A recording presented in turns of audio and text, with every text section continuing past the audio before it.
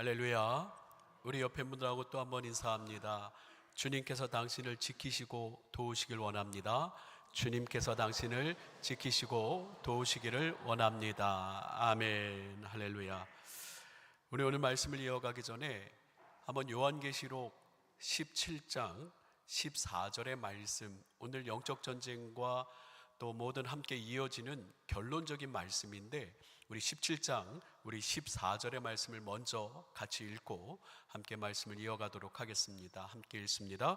그들이 어린 양과 더불어 싸우려니와 어린 양은 만주의 주시요 만왕의 왕이시므로 그들을 이기실 터이요 또 그와 함께 있는 자들 곧 부르심을 받고 택하심을 받은 진실한 자들도 이기리로다. 아멘.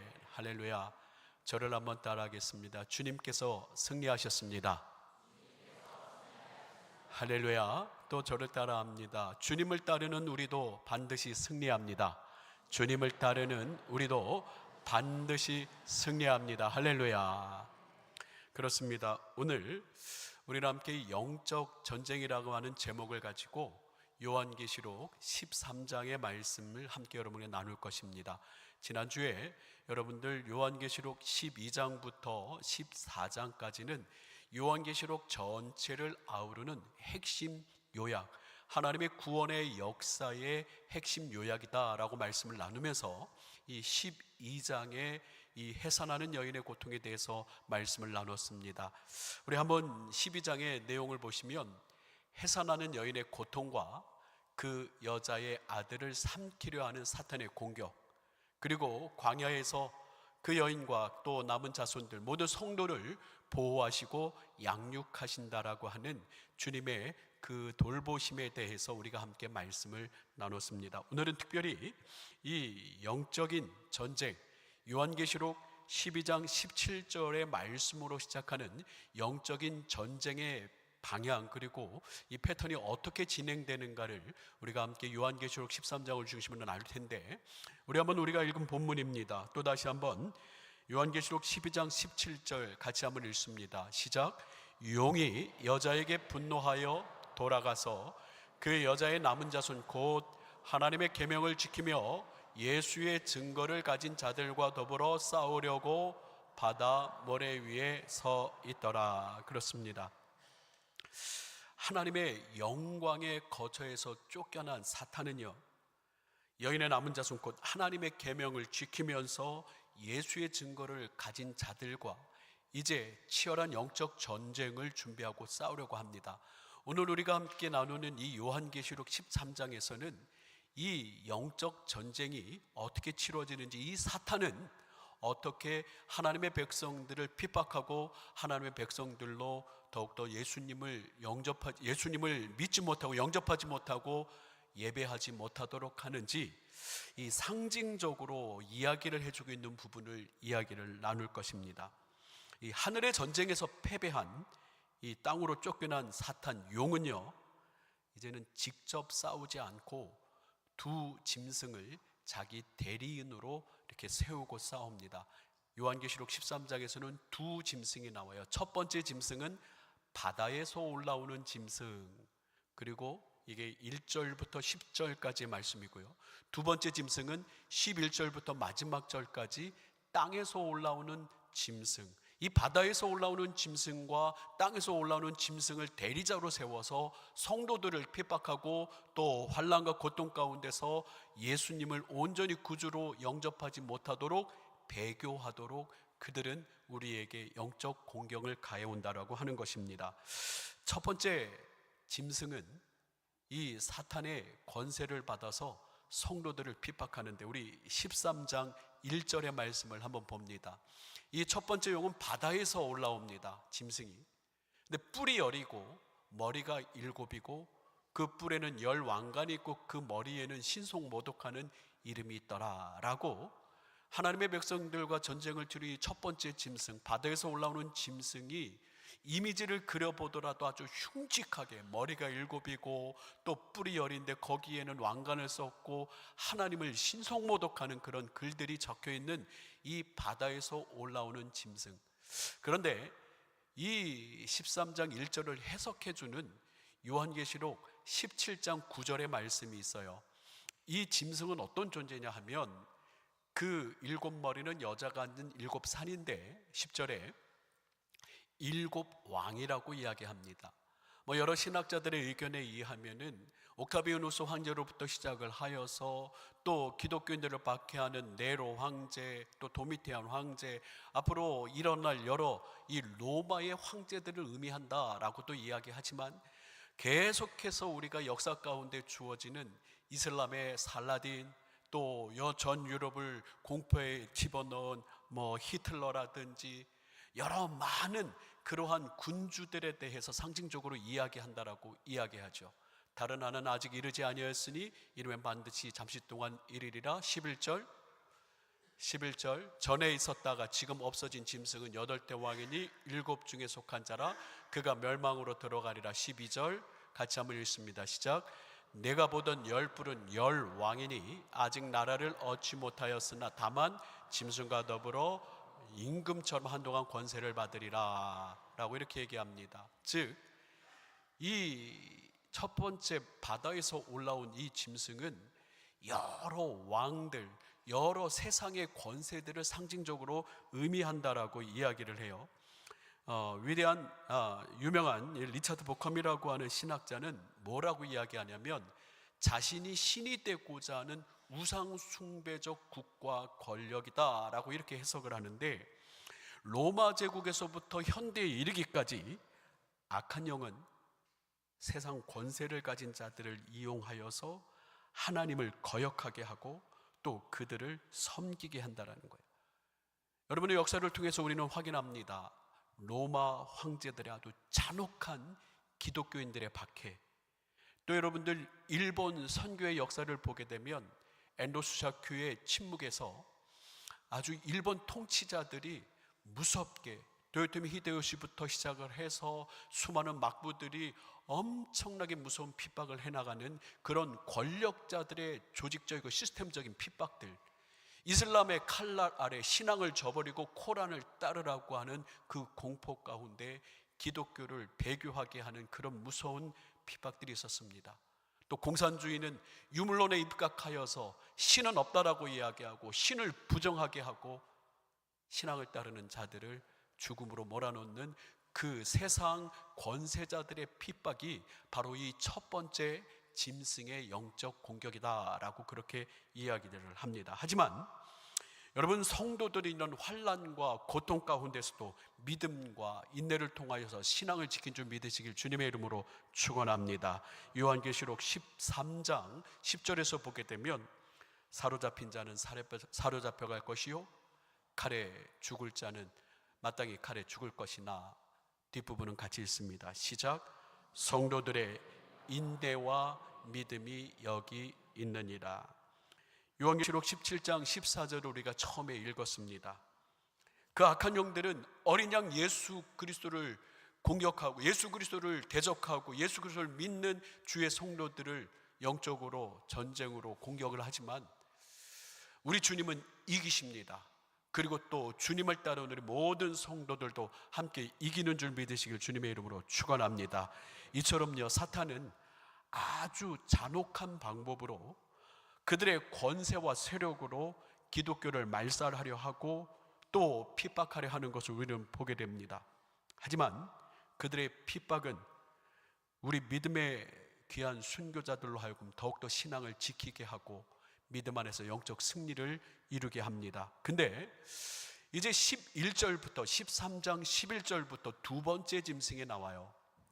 두 번째 짐승이 나오는데 이 첫 번째 짐승보다 두 번째 짐승의 영적 공격은 더 무섭습니다.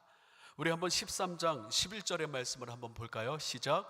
내가 보매 또 다른 짐승이 이 땅에서 올라오니 어린 양같이 두 뿔이 있고 용처럼 말을 하더라. 이 두 번째 짐승의 영적 전쟁에 무서운 게 뭐냐면 그의 모습은 뭐라고 이야기를 해요?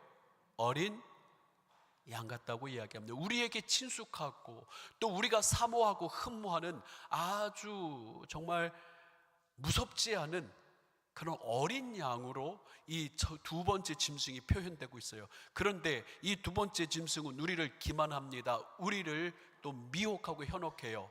그는 어떠한 음성으로 다가온다고요? 용처럼 말하더라. 여러분들, 바람과 태양의 시합을 혹시 아십니까? 많이 들어보셨을 거예요. 바람과 태양이 시합을 합니다. 어떤 길을 가는 나그네가 외투를 입고 있는데 바람과 태양은 서로 시합을 하죠. 누가 먼저 저 나그네의 외투를 벗길 수 있을까? 먼저 첫 번째, 바람이 아주 세찬 바람으로, 아주 폭풍우를 동반한 큰 바람으로 이 나그네를 덮칩니다. 근데 그 나그네는요, 더 아주 옷깃을 여미면서 그 외투를 절대로 벗지 않으려고 버티고 견디는 것을 보게 됩니다.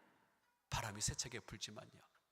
하지만 두 번째로 이 태양은 이 남자의 외투를 벗기는데 전혀 티가 나지 않게 조금씩 온도를 높여갑니다. 조금씩. 조금 덥네. 조금 더워지는구나.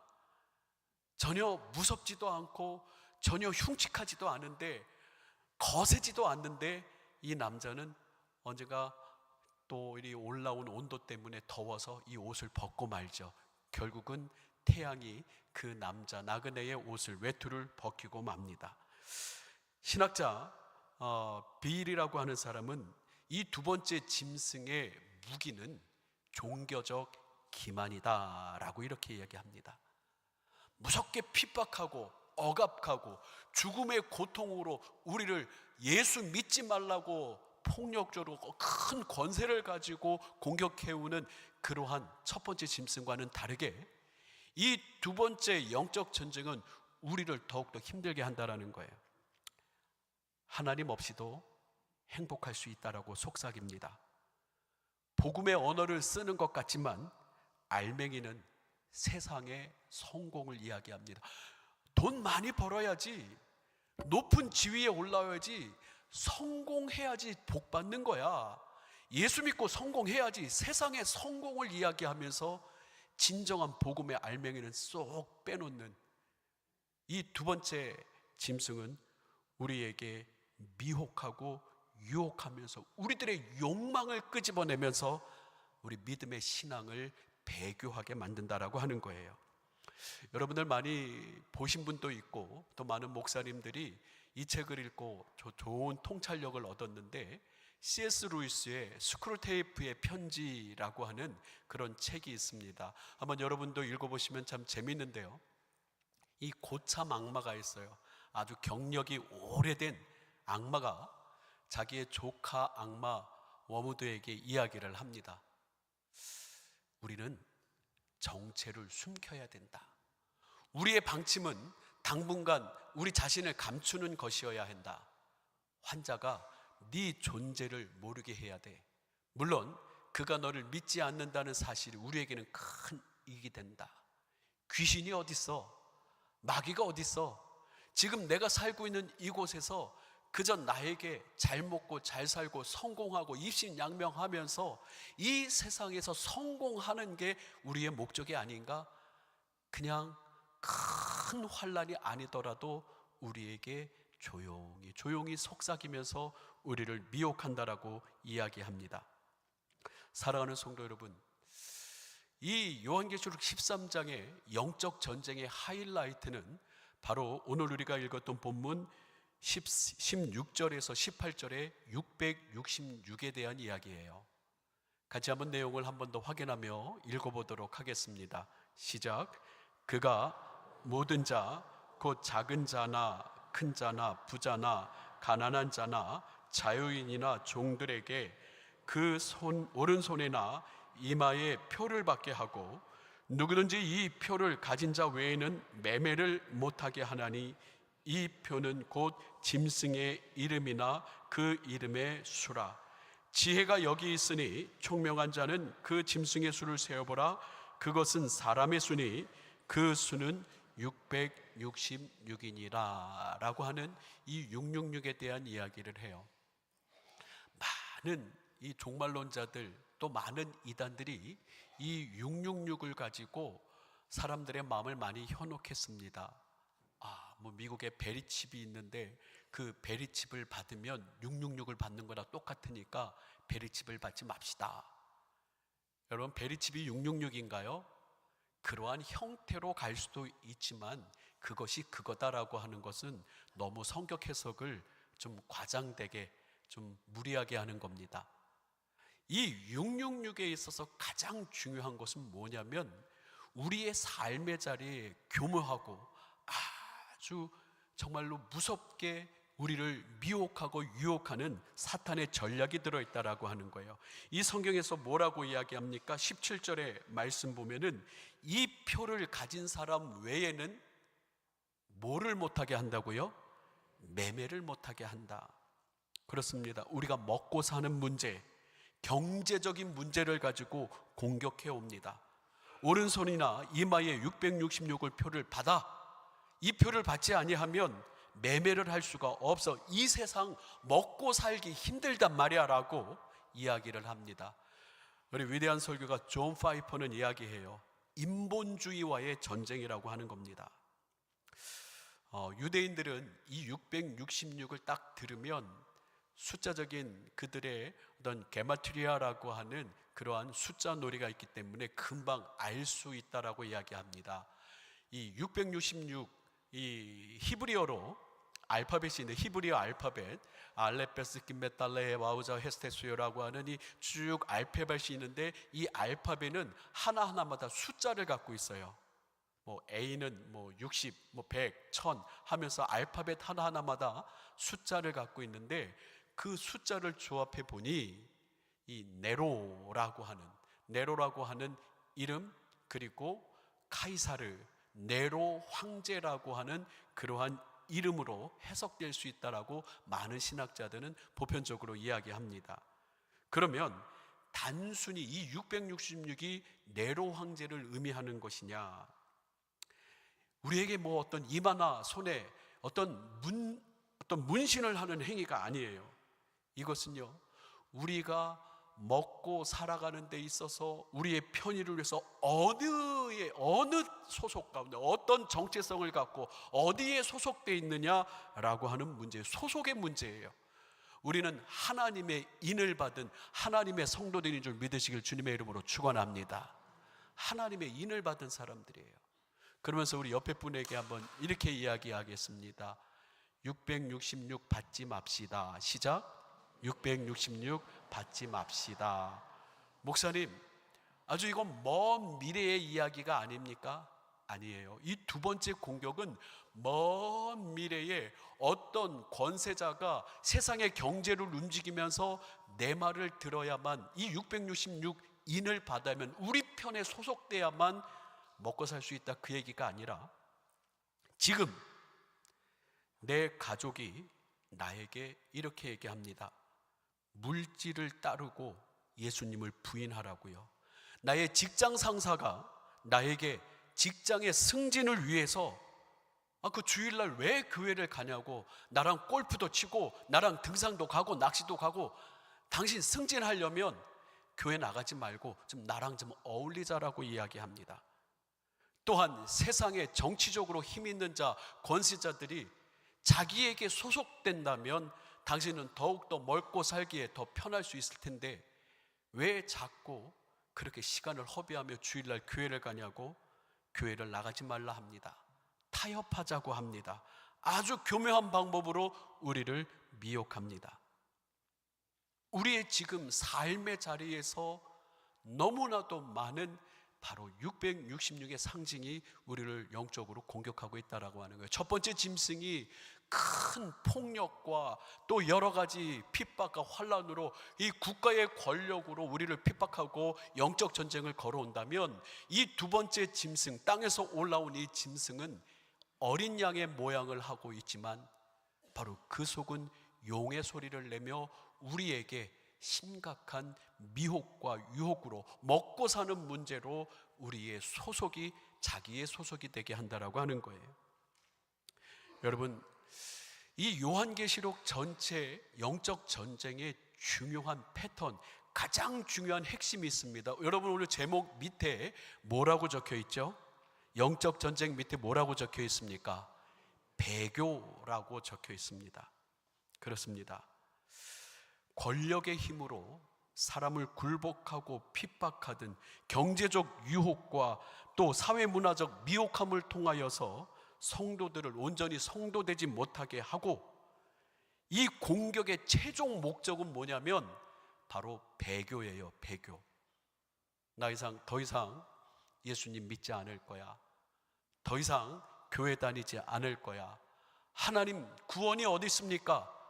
우리에게 영적 공격으로 여러 가지 많은 핍박과 환난도, 또 아니면은 미혹과 유혹으로든 그들의 최종적인 목적은 바로 배교에 있다라고 하는 거예요. 여러분들, 기독교 박해의 역사를 보면 많은 순교자들에게 똑같은 질문이 던져집니다. 배교에 대한 질문이 던져지는 거예요. 형장의 이슬로 살아가자한 많은 순교자들에게 이렇게 묻습니다. 예수를 부인할 것인가, 믿을 것인가? 황제를 주로 섬길 것인가, 아니면 예수가 너의 주인인가? 알라를 섬길 것인가, 예수를 섬길 것인가? 일봉 천황을 섬길 것인가, 아니면 예수를 섬길 것인가? 신이 없다고 인정하며 공산주의를 따를 것인가, 아니면 죽을 것인가? 돈을 더 많이 벌기 위해 신앙을 포기할 것인가, 아니면 예수를 따를 것인가? 안락한 삶을 위하여 예수를 거부하고 세상을 택할 것인가?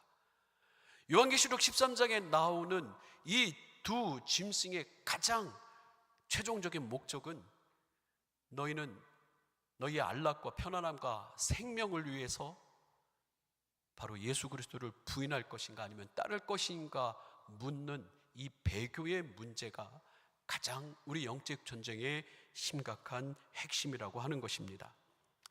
사랑하는 성도 여러분, 그러나 잊지 마시기를 바랍니다. 우리 믿음의 성도들은 아까 우리가 함께 말씀을 읽은 대로 인내하며 승리한 줄 믿으시기를 주님의 이름으로 축원합니다. 우리 예수 그리스도께서 승리하셨습니다. 그리고 그를 따르는 자도 이 전쟁에서 승리하는 줄 믿으시길 주님의 이름으로 축원합니다. 여러분은 철로역정이라고 하는 존 버년의 글을 우리가 알고 있습니다.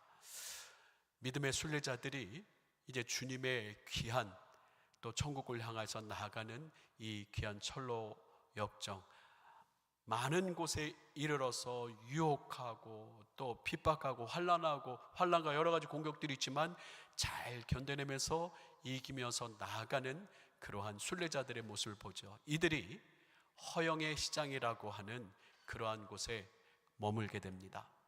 거기서 사람들이 이야기하는 거예요. 우리 물건을 사지 않으면 통과할 수 없다라고 이야기합니다. 우리 물건을 사지 않으면 내가 너희의 허영을 위해서 또 너희의 번영을 위해서 너희의 안락함을 위해서 여러 가지 좋은 물건들 줄 텐데 이것을 사야만 이 시장을 통과할 수 있다. 그러나 순례자들은 이야기합니다. 우리에게 필요한 것은 우리의 안락함과 우리의 허영과 우리의 욕망을 채우기 위한 그런 세상의 여러 가지 물건들이 아닙니다. 우리가 사고자 하는 것은 진리입니다. 우리는 진리를 사고자 합니다라고 신앙을 고집하며 이기며 나아갑니다. 사랑하는 성도 여러분, 여러분의 역사를 통해서 우리는 봅니다. 많은 황제들, 여러 권세자들이 지금도 또 이 지구상에서는 예수님을 믿으면 바로 생명을 잃은 그러한 영적인 첫 번째 짐승의 그런 공격이 지금 분명히 있어요.